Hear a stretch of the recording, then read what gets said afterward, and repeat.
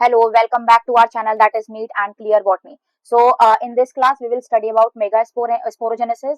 Last class में बेटा हमने complete किया था, that is the microsporogenesis, that how male gametes they are formed with the help of the meiosis and the mitosis division. तो इसके अंदर हम लोग यहाँ पर start करेंगे अपना, that is the female reproductive system. It is also known as megasporophyll. तो heading डालते हैं हम लोग यहाँ पर अपनी, that is the female reproductive system, that is known as the female reproductive system. Female reproductive system. It is also known as megasporophyll. Okay, so it is also known as megasporophyll.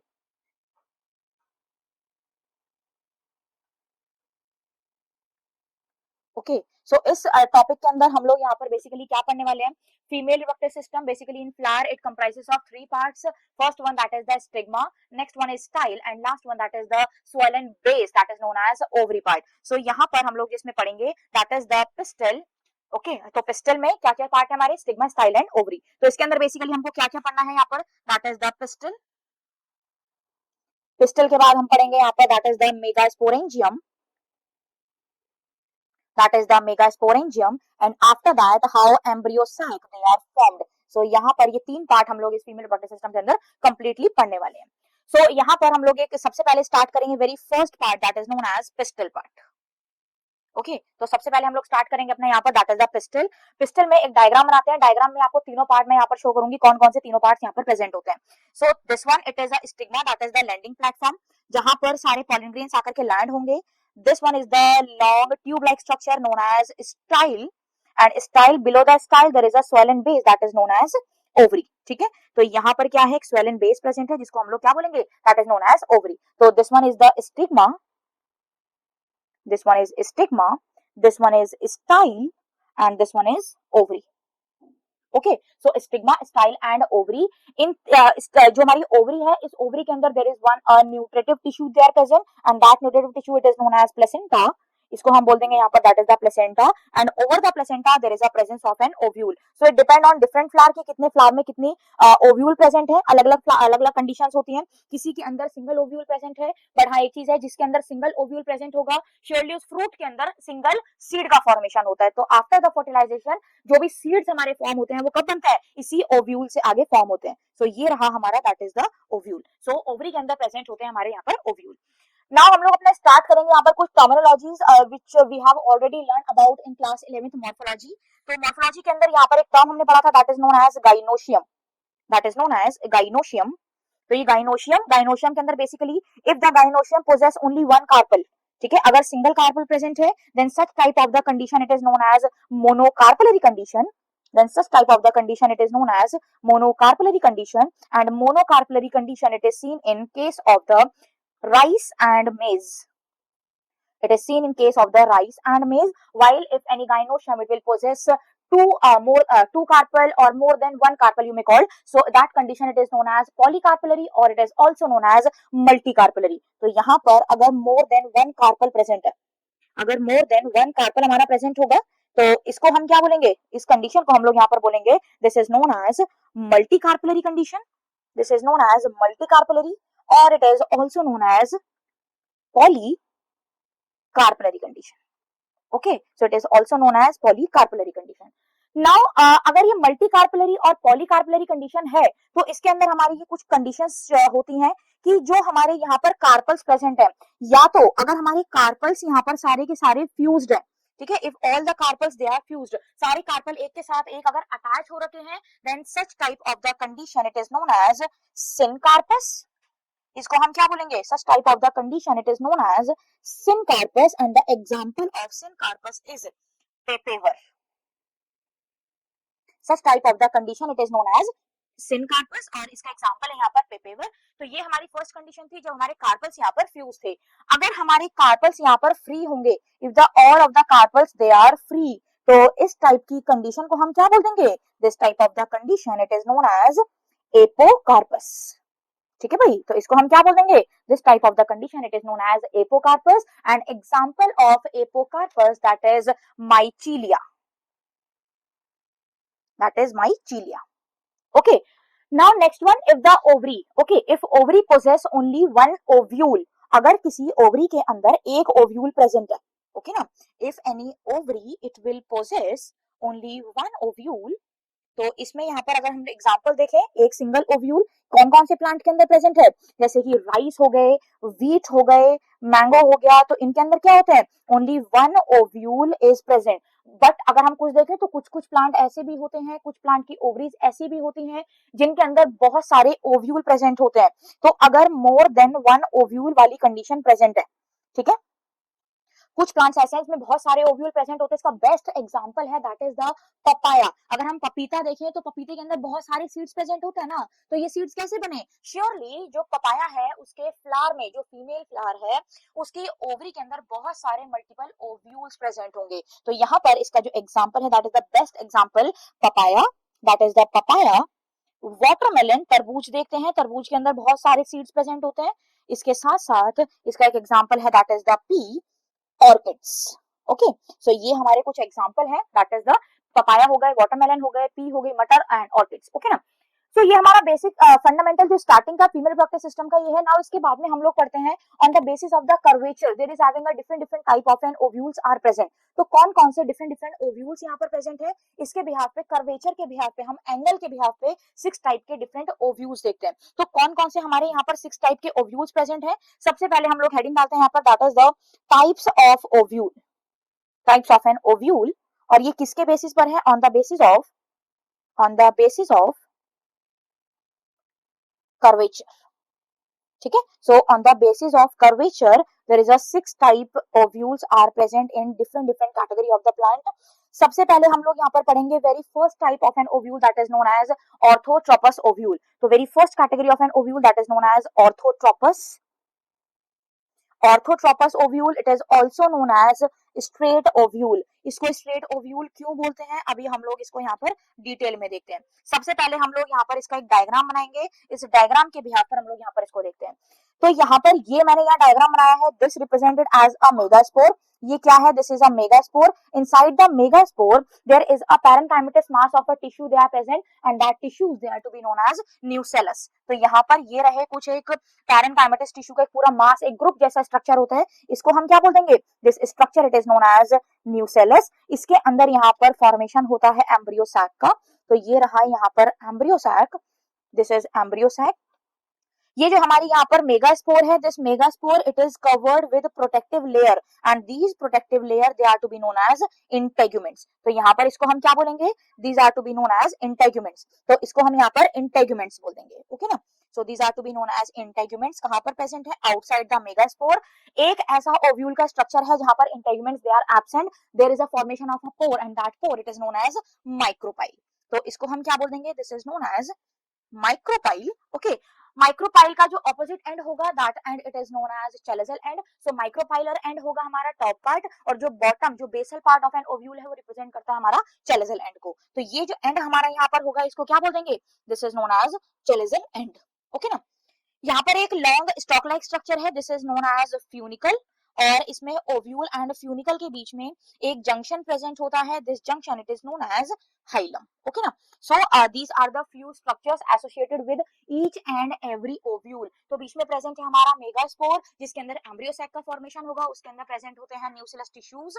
Megaspore is covered with a protective layer, that protective covering it is known as integument. एक जगह पर integument absent होती है, उस जगह को हम micropyle बोलते हैं। बेसिकली जो माइक्रोपाइल का मेन फंक्शन है वो क्या होता है, जब जर्मिनेशन होता है पोलन ट्यूब का, तो उस पोलन ट्यूब का जो बेसिकली मूवमेंट होती है, जो एंट्री होती है ओव्यूल में, वो सबसे ज्यादा मेजरली माइक्रोपाइल के थ्रू होती है। तो वो एक पोर है, उसी पोर के थ्रू वो ट्यूब एंटर करेगी, इसीलिए यहाँ पर ये बेसिकली हमारा माइक्रोपाइल का फॉर्मेशन होता है। सो इसके बारे में हम लोग एक बार लिखते हैं, that is about the orthotropous ovule। As I have already told you about, orthotropous one is a most primitive type ovule। Okay, तो ये कैसा है हमारा, this is a primitive type ovule, this is primitive type ovule। कहाँ पे present है, it is present in cycas, polygonum, Piper, ठीक है। एक बार हम लोग यहाँ पर इसकी कुछ टर्मिनोलॉजीज इसको डिटेल में देखते हैं। सबसे फर्स्ट टर्मिनोलॉजी है हमारी यहाँ पर, very first one, that is known as nucellus. भाई ये जो आपको टर्मिनोलॉजीज हैं ये 2 टाइप्स के क्वेश्चन फ्रेम होते हैं नीट में, या तो मैच द कॉलम की फॉर्म में हो जाएगा, नहीं तो आएगा सिलेक्ट द करेक्ट मैच। तो ये आपको आना चाहिए, बहुत इंपॉर्टेंट है। एज इट इज मैं आपको एनसीईआरटी की यहाँ पर लाइंस लिखवा रही हूँ। So nucellus that is the parenchymatous, that is the parenchymatous, mass of tissue enclosed within the integument, enclosed within the integument, possess megaspore. Okay, it possess megaspore. Second one, second terminology that is known as integuments. तो integuments क्या होती हैं? जो megaspore को protect करने वाली covering होती है उसको हम लोग इंटेगुमेंट बोलते हैं। सो क्या है ये? These are the megaspore, megaspore covered with one or two protective covering. Okay. Third terminology that is known as micropyle. Third terminology that is known as micropyle. Micropyle क्या होता है? It is a pore. It is a pore. It is a pore present at the tip of an ovule where integuments are absent. So these are the pore where integuments they are absent. Such type of the pore it is known as micropyle. Next one that is the chalaza. Next terminology that is known as chalaza. chalaza क्या होता है? Micropylar and का जो opposite जो and होता है उसको हम लोग चैलेजल एंड बोलते हैं, which represented as a basal part of an ovule. So opposite to the micropylar end, opposite to the micropylar end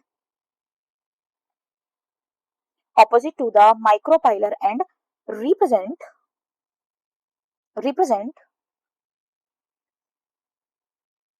basal part of an ovule. Next terminology that is known as funicle. क्या होता है funicle? Basically it is a stalk of an ovule which is always remain attached with the integuments. Stalk of an ovule which remain attached with integuments.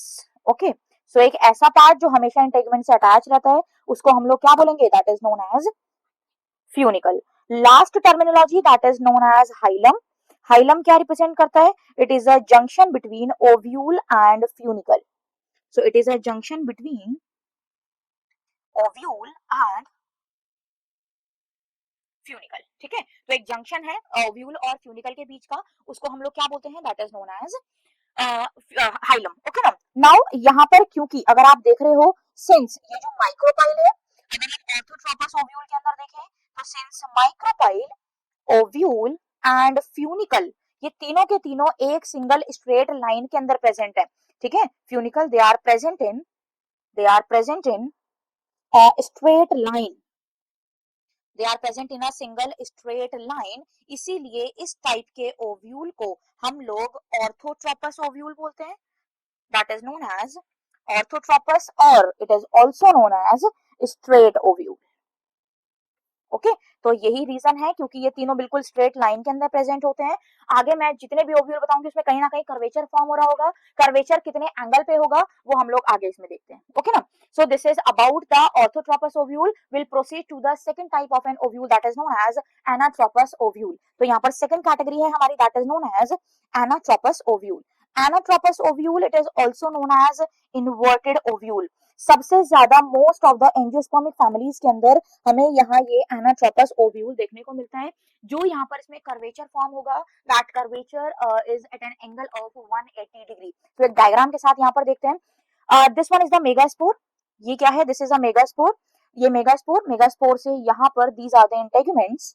ये रही यहाँ पर integuments और यहाँ पर कुछ इस तरीके से ये एक ओव्यूल का फॉर्मेशन होता है। तो इसमें अगर हम देखें तो micropyle, ovule and funicle they are present at an angle of 180 degree and then such type of an ovule is known as anatropous ovule. तो यहाँ पर इसमें ये 180 डिग्री एंगल पे ही प्रेजेंट होता है। मोस्ट कॉमन टाइप ओव्यूल है 80 से 82% एंजियोस्पर्मिक फैमिलीज के अंदर ये हमारा एनाट्रोपस ओव्यूल प्रेजेंट होता है। सो it is most common type ovule, it is most common type ovule. Okay, near about 80 to 82%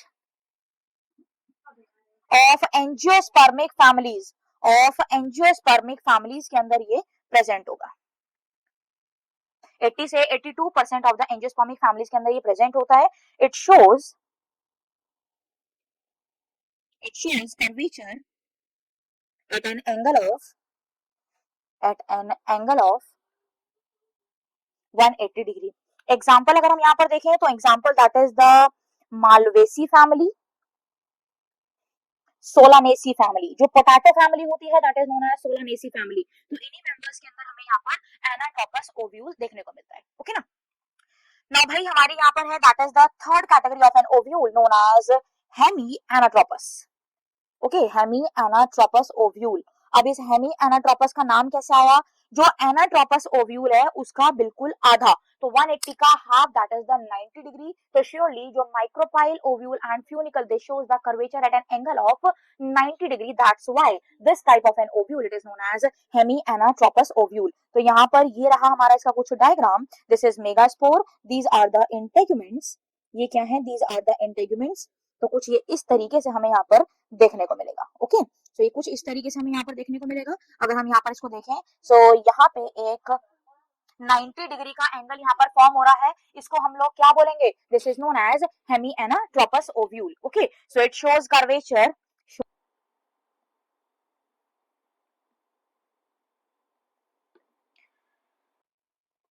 Hemy anatropous shows curvature at 90 degree angle. Okay, और इसका एग्जांपल है यहाँ पर दैट इज द रेनिनक्यूलस।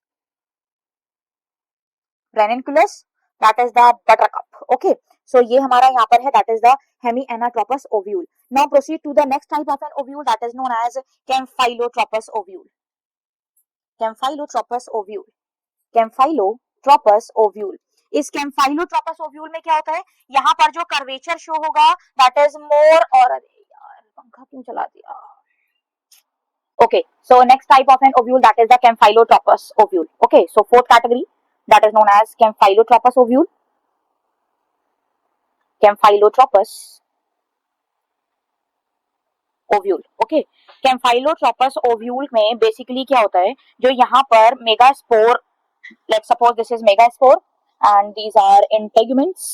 ये रही यहाँ पर integuments. इसके साथ साथ जो यहाँ पर माइक्रोपाइल है this also shows curvature towards the downward direction. और जो यहाँ पर कर्वेचर फॉर्म होगा दैट इज मोर और लेस देन 90 डिग्री। तो कर्व यहाँ पर होगा मोर और लेस देन 90 डिग्री, मोर और less than 90 degree. Micropyle, micropyle also shows, micropyle also shows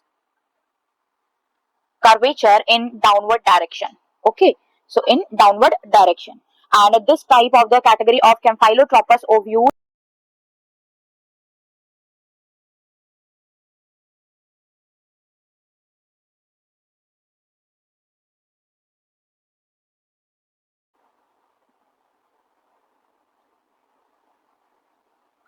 this type of Campylotropous ovule it is seen in Leguminosae as well as Cruciferaceae family.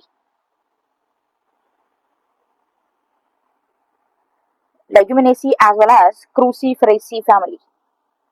So this is all about Campylotropous. Now type of an ovule that is known as Amphilotropous ovule. That is known as Amphilotropous ovule. That is known as Amphilotropous ovule. In this ovule, the curvature it is shown that is more than 90 degree or less than 180 degree. So it shows curvature more than 90 degree while less than 180 degree. Okay, so एक diagram यहाँ पर देखते हैं। In this diagram, let's suppose this is a megaspore. These are the integuments.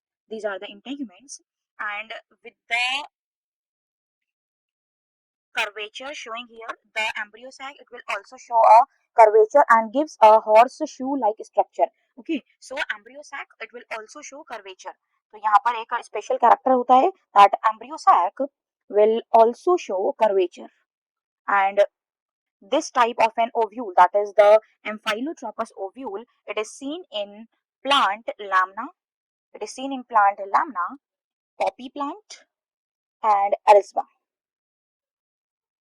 Okay, so this is about Amphilotropous. Now proceed to the very last type of an ovule, that is the Cercinotropous ovule. So sixth one, that is known as Cercinotropous ovule. Cercinotropous ovule. यहाँ पे जो mega spore है वो क्या है, it shows the curvature more than 360 degree. Okay ना, सो यहाँ पर जो कर्वेचर है वो कैसा होगा, वो मोर देन 360 डिग्री. सो यहाँ पे क्या होगा, कर्वेचर मोर देन 360 डिग्री. और एक और कैरेक्टरिस्टिक फीचर होता है इसके अंदर कि जो यहाँ पर फ्यूनिकल है वो चारों तरफ से कॉइल हुई रहती है. ठीक है, तो ये जो फ्यूनिकल है, this funicle, that is the stock, it is coiled around ovule. Okay, so it is coiled around ovule, and the most common example of Cercinotropous ovule, that is the Opuntia. Okay, so that is the Opuntia is example of Cercinotropous ovule. Okay, so this is about all of the ovules we studied in this class. Now proceed to the next topic of this chapter, that is the megasporogenesis. तो जो अभी तक हमने पढ़ा है that is all about the pistil part. Now proceed करते हैं हम लोग, that is the megasporogenesis. What is megasporogenesis? That is the formation of the megaspore. Okay, formation of megaspore from megaspore mother cell. So heading डालते हैं यहाँ पर हम, that is the most important topic known as megasporogenesis. Okay, so megasporogenesis के अंदर क्या होता है, it is a process of formation of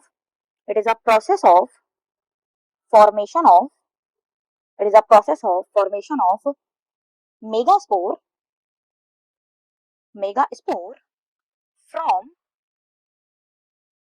megaspore mother cell. Okay, from megaspore mother cell, that process it is known as megasporogenesis. We already know about the term sporogenesis and gametogenesis. तो sporogenesis का मतलब है formation of the megaspore, while gametogenesis that is the formation of the gamete. अगर हम mega की बात करेंगे तो फीमेल गैमेट, माइक्रो की बात करेंगे तो मेल गैमेट. ओके, सो यहाँ पर एक मैं आपको छोटा सा पार्ट बता रही हूँ. Let's suppose these are the archesporial cells, जहाँ से रिप्रोडक्टिव सेल्स जो हमारे हैं वो जनरेट होंगे. सो लेट्स सपोज ये यहाँ पर मैं कुछ सेल्स बना रही हूँ. These are the primary archisporial cells. Okay, ये क्या है, primary archisporial cells. These are the primary archisporial cells. इनके अंदर होगा यहाँ पर they shows periclinal division. Okay, they shows periclinal division. Due to this there is a formation of two different type of the cell. कौन कौन से दो different type के सेल यहाँ पर प्रोड्यूस होंगे. एक यहाँ पर फॉर्मेशन होता है प्राइमरी पेराइटल सेल्स का. ठीक है, एक यहाँ पर सेल फॉर्म होंगे that is known as primary parietal cell, and second one that is the primary sporogenous cell. Okay, तो एक यहाँ पर क्या बन जाएंगे, प्राइमरी स्पोरोजीनस सेल. ओके ना, जब ये दोनों सेल बनेंगे तो इसके अंदर ये जो प्राइमरी पेराइटल सेल्स हैं soon they will get degenerate. Okay, तो इनका क्या हो जाएगा, इनका हो जाएगा डीजेनरेशन. और जो हमारे यहाँ प्राइमरी स्पोरोजीनस सेल्स हैं इनकी प्लॉइडी क्या होती है, that is the diploid in nature. They act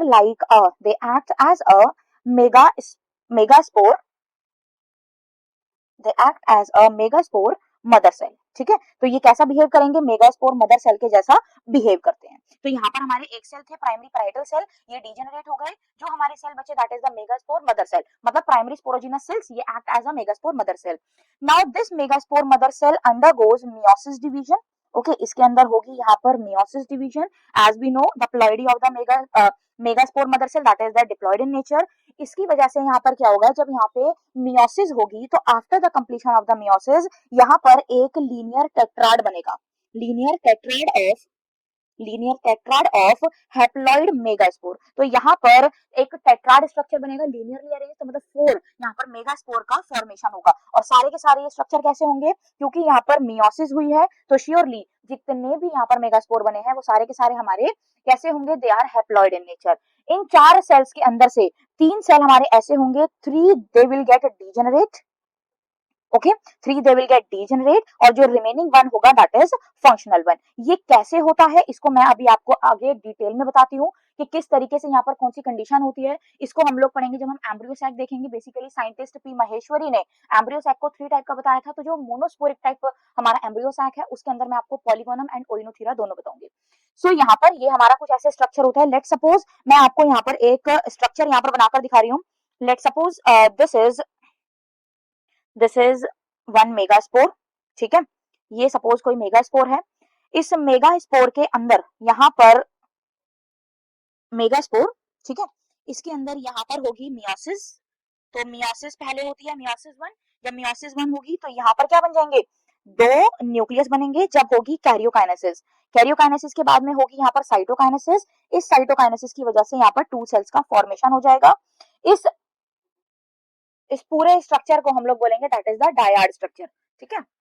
so ये हमारा यहाँ पर डायाड का फॉर्मेशन हो गया। नाउ अब इसके बाद में यहाँ पर हमारी होगी दैट इज द मियोसिस 2। तो जब यहाँ पर मियोसिस 2 होगी, सबसे पहले हमारी होगी साइटोकैरियोकाइनेसिस, उसके बाद हमारी यहाँ पर होगी karyokinesis, due to which there is a formation of 4 linear tetrad. तो यहाँ पर कुछ इस तरीके से मेगास्पोर का टेट्राड फॉर्म हो जाएगा। सो यहाँ पर मेगास्पोर का टेट्राड फॉर्म हो जाता है। सो यही है हमारा मेगास्पोर का टेट्राड। इसके आगे आपको मैं बताऊंगी कि किस तरीके की कंडीशंस होती हैं। इससे पहले हम लोग यहाँ पर लिखते हैं that is the importance of the meiosis in the megaspore mother cell, okay. तो importance of meiosis, importance of meiosis in megaspore mother cell, okay. So what is the importance of meiosis? Because of the meiosis there is a formation of haploid gamete to ensure, बेटा ये आपकी NCERT की line है, इसको ध्यान से, to ensure the formation of haploid female gamete, to ensure the formation of haploid female gamete before fertilization, okay.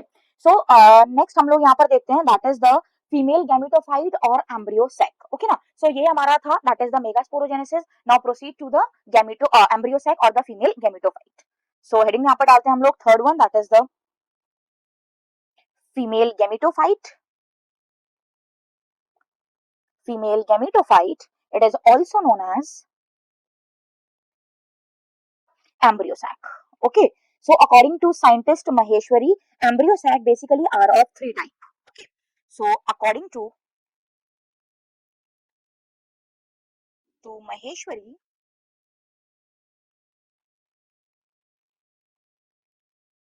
यहाँ पर हम लोग 3 टाइप्स के एम्ब्रियो सैक पढ़ेंगे, ओके ना। 3 टाइप्स के हम लोग यहाँ पर एम्ब्रियो सैक देखेंगे। कौन कौन से यहाँ पर एम्ब्रियो सैक हैं? Very first category that is known as monosporic type, okay. Monosporic का मतलब क्या होता है? जहां पर single megaspore is responsible for the development of embryo sac, okay. तो यहाँ पर मोनोस्पोरिक में क्या होगा? इस मोनोस्पोरिक में when single megaspore nuclei involved in embryo sac formation, ठीक है। अगर कोई एक, क्योंकि यहाँ पर 4 मेगास्पोर बने थे, टेट्राड बना था, इन चारों में से कोई भी एक मेगास्पोर जब रिस्पॉन्सिबल होगा एम्ब्रियो सैक को बनाने के लिए, then such type of the category is known as monosporic type. तो एम्ब्रियो सैक फॉर्मेशन, ओके। तो इसके यहाँ पर एग्जांपल हैं, बहुत important example, 2 example that is polygonum and oenothera. दोनों के अंदर कंडीशन डिफरेंट होती है, दोनों के अंदर कंडीशन डिफरेंट है। वन बाय वन देखते हैं यहाँ पर। सबसे पहले यहाँ पर first one that is polygonal type, okay. इस पॉलीगोनम टाइप में होता क्या है? लेट सपोज ये कोई हमारा यहाँ पर एक मेगास्पोर का टेट्राड बन गया। दीज आर द 4 सेल्स, ठीक है। लेट सपोज ये एम से मैं रिप्रेजेंट कर रही हूँ माइक्रोपाइलर एंड और सी से मैं रिप्रेजेंट कर रही हूँ चैलेसेल एंड। तो इस पॉलीगोनम के अंदर क्या होता है, ये जो हमारे यहाँ ऊपर के 3 सेल्स हैं, ये 3 सेल यहाँ पर डिजेनरेट हो जाएंगे, पास होगा ओनली फंक्शनल होगा है this cell it will perform meiosis 1 और इसके अंदर क्या होगी पहले कैरियोकाइनेसिस। तो कैरियोकाइनेसिस की वजह से क्या होगा, सिंगल न्यूक्लियस से 2 न्यूक्लियस बन जाएंगे। नाउ इसके बाद में यहाँ पर होगी साइटोकाइनेसिस जिसकी वजह से यहाँ पर डायड कंडीशन क्रिएट होगी, यहाँ पर सेल प्लेट का फॉर्मेशन होगा और ये हमारा हो गया this is dyad. Now next अब दोबारा हमारी यहाँ पर स्टार्ट होगी दैट इज द मियोसिस 2। इस मियोसिस 2 के अंदर अगर आप देखोगे यहाँ पे तो इसमें यहाँ पर क्या होगा, ये जो हमारे न्यूक्लियस है, पहले हमारे 2 न्यूक्लियस थे, अब हमारे यहाँ पर कितने हो गए, यहाँ पर हमारे 4 न्यूक्लियस हो गए। इसी 4 न्यूक्लियस में मैं यहाँ पर कैरियोकाइनेसिस एंड साइटोकाइनेसिस दोनों दिखा रही हूँ। तो यहाँ पर ये हमारा क्या बन गया, दिस इज टेट्राड। ओके, इसके बाद में यहाँ पर अब फिर से होगी मियोसिस 3। ठीक है, मियोसिस 3 होने की वजह से अब यहाँ पर हमारे कितने न्यूक्लियस बन जाएंगे, 4 न्यूक्लियस हमारे ऊपर की साइड रहेंगे एंड 4 न्यूक्लियस हमारे नीचे की साइड रहेंगे। यहाँ पर इन दोनों में से एक न्यूक्लियस, दिस न्यूक्लियस यहाँ पर और ये वाला न्यूक्लियस यहाँ बीच में, ठीक है, ये सिर्फ हुई है कैरियोकाइनेसिस। तो एक पोल से हमारा एक न्यूक्लियस सेंटर में आएगा और दूसरे पोल से एक न्यूक्लियस सेंटर में आएगा, ड्यू टू विच यहाँ पे अगर हम कंडीशन देखें तो अब कुछ एक इस तरह की यहाँ पर कंडीशन हमें क्रिएट होती हुई नजर आएगी लाइक दिस। ये हमारा एक मेगास्पोर बन गया, इसमें यहाँ पर 3 सेल हमारे ये ऊपर की तरफ प्रेजेंट है। ओके, तो 3 सेल हमारे ये ऊपर की तरफ प्रेजेंट है, 3 सेल्स हमारे ये नीचे की तरफ प्रेजेंट है और बीच में यहाँ पर 2 न्यूक्लियस प्रेजेंट होते हैं जब ये साइटोकाइनेसिस कंप्लीट हो जाती है।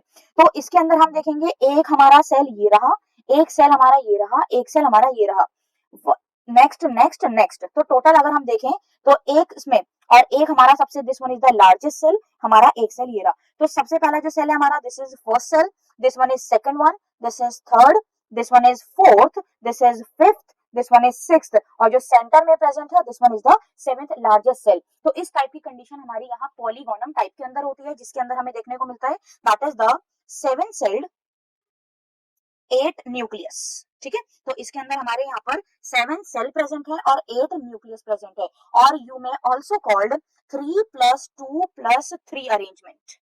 So this is 3+2+3 arrangement. तो such type of the arrangement it is known as polygonum type. और ये जो polygonum type arrangement है, this is one of the most common type arrangement. It is seen in most of the angiospermic families. Now second हमारी यहाँ पर category है that is the Oinothera. That is the Oinothera type. इस Oinothera type के अंदर क्या होता है?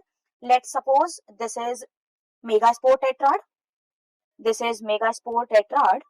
यहाँ पर ये रहे हमारे 4 सेल, इसके अंदर this one is micropylar, this one is chalazal. अब इसमें क्या होगा, ये जो नीचे की तरफ के 3 सेल है ये हो जाएंगे degenerate, only one cell is functional और वो कौन सा फंक्शनल सेल होगा, जो माइक्रोपाइल की तरफ होगा। This cell undergoes meiosis 1। Meiosis 1 में सिर्फ कैरियोकाइनेसिस होगी, साइटोकाइनेसिस इज प्योरली एब्सेंट। तो यहाँ पर हमारे एक न्यूक्लियस से 2 न्यूक्लियस का फॉर्मेशन हो गया। ठीक है, नेक्स्ट वन हमारी दोबारा से होगी that is the meiosis 2। Meiosis 2 के अंदर हमारे क्या होंगे, ये रहे हमारे मियोसिस 2, इसके अंदर 4 न्यूक्लियस का फॉर्मेशन हो गया। ओके, 4 न्यूक्लियस का यहाँ पर फॉर्मेशन हो गया, कैरियोकाइनेसिस हुई है, साइटोकाइनेसिस अगेन एब्सेंट। अब इसमें क्या होगा, जो हमारा यहाँ पर एक पोल पे ये न्यूक्लियस है ये आ जाएगा सेंटर में। तो इसकी वजह से कंडीशन ऐसी क्रिएट होगी कि 3 सेल्स हमें यहाँ पर ऊपर की तरफ देखने को मिलेंगे। 3 सेल्स अगर हम देखें तो हमें यहाँ पर ऊपर की साइड दीज 3 सेल्स और एक यहाँ पर हमारा क्या होगा, that is the polar nuclear. तो अगर हम इसमें देखें तो इसमें 1 2 3 एंड 4। सो अगर इस टाइप की कंडीशन देखें तो यहाँ पर हमारे कैसे हैं, that is 4 cell 4 nucleus. Okay, so this is 4 cell 4 nucleus. This is not very much common type, that is the oenothera. सो जो सबसे एडवांस कैटेगरी है वो हमारी है पॉलीगोनम टाइप, जो हमारी most of the angiospermic families के अंदर देखने को मिलती है। Now second type of the embryo sac that is known as bisporic type, that is known as bisporic type. Bisporic type के अंदर क्या होता है, where 2 megaspore where 2 megaspore nuclei involved in the formation of embryo sac. Okay, where 2 megaspore nuclei involved in formation of embryo sac. Okay, so यहाँ पर अब हमारे 2 nucleus हैं जो इन्वॉल्व हैं एम्ब्रियो सैक के फॉर्मेशन के लिए। इसको डिटेल में हमें नहीं पढ़ना है, इसके एग्जाम्पल यहाँ पर है that is the allium and endymion. Allium किसको बोलते हैं, एक बार भाई कमेंट सेक्शन में जरूर बताना आप लोग। Third type that is known as tetrasporic type. Third one that is known as tetrasporic type. So जो tetrasporic type है surely all four megaspore involved in embryo sac formation. ठीक है, तो जहां पर चारों के चारों मेगास्पोर इन्वॉल्व होते हैं एम्ब्रियो सैक को बनाने के लिए, उस टाइप की कंडीशन को हम लोग बोलते हैं that is the tetrasporic type. And example that is known as adoxa, that is adoxa and plumbo. Okay, adoxa and plumbo. Okay, so ये हमको ज्यादा डिटेल में यहाँ पर नहीं पढ़ना है. जो सबसे इंपॉर्टेंट टाइप है हमारा that is the polygonum and the oenothera. इन दोनों में भी जो सबसे इंपॉर्टेंट है वो है हमारा that is the polygonum type of the embryo sac, that is the monosporic type. Now next one that is the structural organization of embryo sac. Structural organization of embryo sac. इसके अंदर surely जो अभी polygonum में बताया था वही एक बार हम सेल बताते हैं उसमें, बट अलग अलग कौन से सेल होते हैं इनके नेम हम लोग डिफरेंट डिफरेंट लिखेंगे. So let suppose this is megaspore. ये हमारा पूरा एम्ब्रियो सैक का फॉर्मेशन हो रहा है और इसके अंदर हमें यहाँ पर डिफरेंट डिफरेंट टाइप के सेल्स हैं, उनके नेम क्या क्या होते हैं वो हम लोग लिखेंगे. सो यहाँ पर ये रहे हमारे 3 डिफरेंट टाइप के सेल. ये मैं सपोज यहाँ पर रिप्रेजेंट कर रही हूँ these 3 cells, they are to be known as antipodal cell.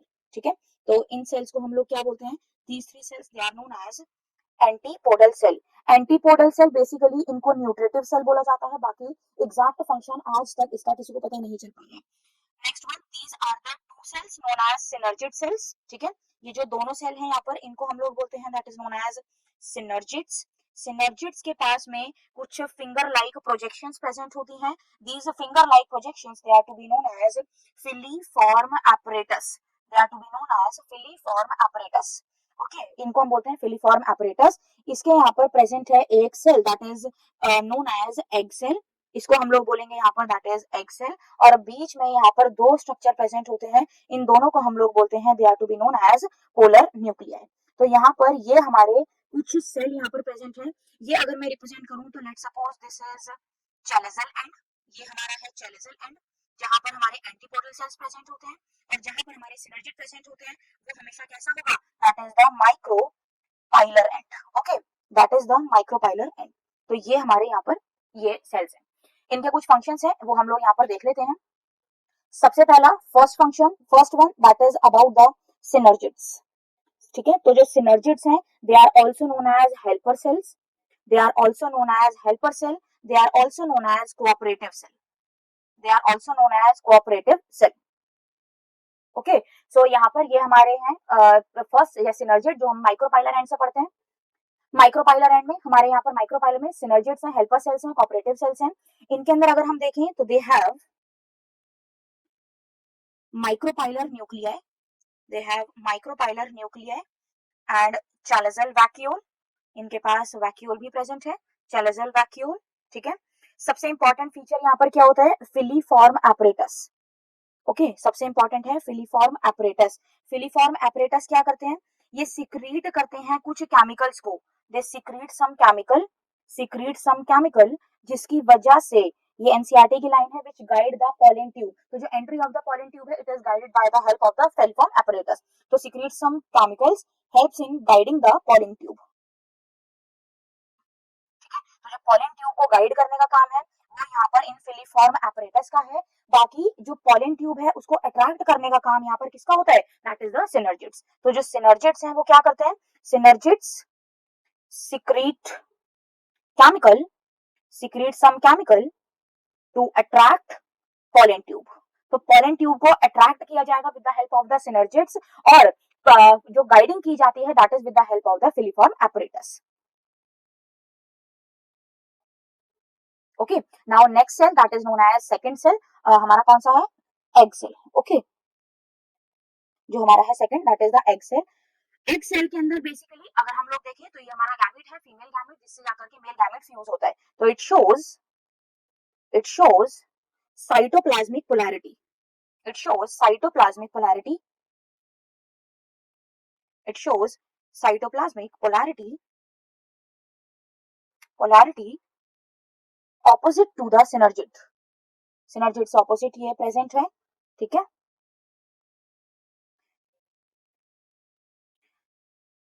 और ये बेसिकली क्या होते हैं, this is a female gamete. Okay, next type के हमारे जो सेल हैं that is known as antipodal cells, that is known as antipodal cell. ठीक है, antipodal cell they are also known as vegetative cells. Basically ये nutritive nature के होते हैं। ये कैसे हैं, 3 इन नंबर, इनका जो नंबर है वो कितने हैं, 3 नंबर के होते हैं, और इनका फंक्शन अभी तक बिल्कुल भी पता नहीं चला है, तो बेसिकली इसको न्यूट्रेटिव नेचर का हम लोग कहते हैं। Now next one that is the last type known as central cell. ठीक है, सेंट्रल सेल जो होता है that is one of the largest cell of the embryo sac. ठीक है, this is the largest cell of embryo sac. Embryo sac का जो largest cell है वो हमारा यहाँ पर ये सेंट्रल सेल है। इसके अंदर इनिशियली तो 2 पोलर न्यूक्लियाई प्रेजेंट होते हैं, बट जैसे जैसे फर्टिलाइजेशन होता रहता है दोनों के दोनों पोलर न्यूक्लियाई आपस में फ्यूज होकर के सेकेंडरी न्यूक्लियाई का फॉर्मेशन करते हैं। ठीक है, सो इनिशियली अगर हम यहाँ पर देखें, इनिशियली हम लोग अगर यहाँ पर देखें, contain initially contain two polar nuclei, initially contain 2 polar nuclei which fuse just before fertilization,